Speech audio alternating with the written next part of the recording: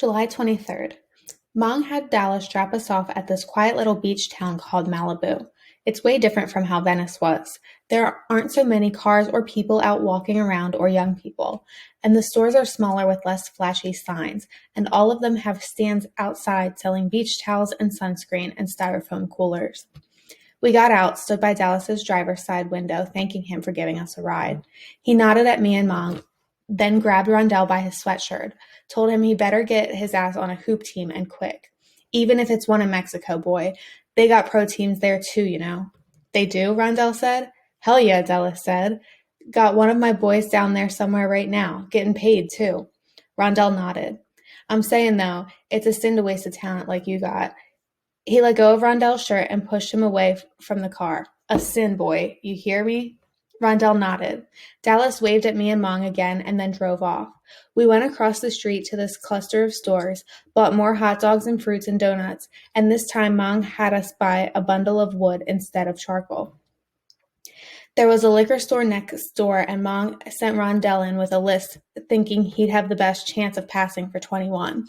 Mong seemed to have our whole night planned, probably figuring it was our last one in America. And it wasn't just him, either. I think we all sort of wanted to go out in style.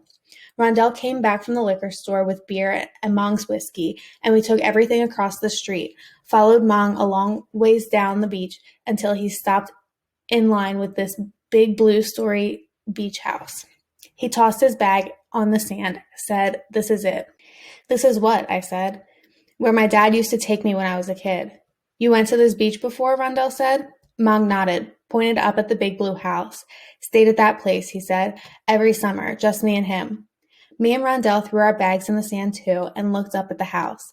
It was the nicest one in the whole row. I tried to imagine how it'd even be like, chilling inside such a big place, right on the beach, but I couldn't really picture it. I peeked at Mong and then went back to the house. It seemed crazy that a kid who used to stay in that place could end up down here with me and Rondell, on the run from a group home. If I hadn't read his file, how his old man came from money and was a lawyer, I wouldn't have believed his ass. Mong started clearing space for a makeshift barbecue pit, me and Rondell trying to help out, but really just getting in the way. The beach was quiet, except for a few older couples walking by holding hands.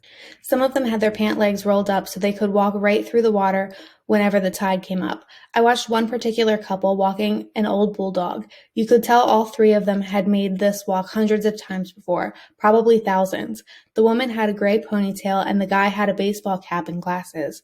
They weren't really talking, but every once in a while the guy would reach up and rub his wife's back. Behind them, the sun was starting to set, like the whole thing was a damn Hallmark card. As they passed us, they both smiled, and the old guy said howdy, and I said howdy back, and watched them walk a long way down the beach, touching my split lip and thinking how different their lives were from mine. They were just strolling along the beach, not a care in the world, happy. And me, man, I was spending my last day in the country. This was it. I'd maybe never see an American beach ever again.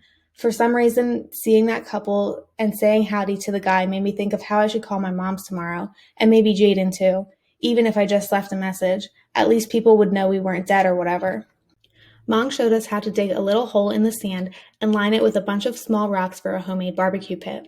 We wadded up pieces of newspaper and scattered them in the hole, put the firewood on top of that, and doused everything with lighter fluid. I struck a match and tossed it in, started a giant flame on the paper that quickly jumped to the wood. Then the three of us just sat there a while, drinking and watching the fire, not really saying anything. When Mom claimed the wood was perfect, we cooked the hot dogs and ate and drank more. We started a conversation about how crazy it was watching Rondell take over the basketball game before what happened with the Timberland guys. Mong even ate a lot for the first time since we left the lighthouse. Usually he just picked a little or ate the corn tortilla of his taco and then pushed the rest of his food away. And he kept drinking too, pulling sips off his bottle of whiskey every few minutes. I decided he must be feeling better if he was trying to get his buzz on like that. Rondell was feeling good too. He grilled all his dogs until they were burnt as hell and sucked them down whole. When Mong asked him to describe what it felt like to be so good at ball, he got this giant smile on his face and shrugged, took a long swig of beer. In the rest of everything, he said, staring down at his feet, you gotta sit there and think of all these little things. He looked up at us. But not with ball, man. With ball, you don't gotta think about nothing. It just flows. You had that shit flowing today, I said. It's like rap, Rondell said, or when a preacher starts shouting about the Testament at church, or the women sway back and forth, singing and clapping, and you don't never got tired either. That's my word. He paused for a sec, got a look on his face like he was thinking. I don't even know why about that part. Maybe you love it so much, Mong said. And you're so good, I said. Rondell shrugged. Everything just flows and flows, and you ain't got to think about nothing. Me and Mong nodded our heads. I tried to think if I'd ever felt that way about anything. Loved it so much I could never get tired of it. Maybe fishing off the levee with Diego, or reading on the beach, or writing in this journal like it's a real book. But it didn't seem like the same thing. I looked back at Rondell, who was still nodding his head, looking at the fire. For the first time since I knew him, I actually felt jealous about the guy. An hour or so after we finished eating, Rondell fell asleep on his bag, and Mong motioned for me to follow him closer to the water. I got up, kind of hesitantly, though. I didn't know what he wanted, all drunk like he was. Which version of Mong would the drunk one turn into?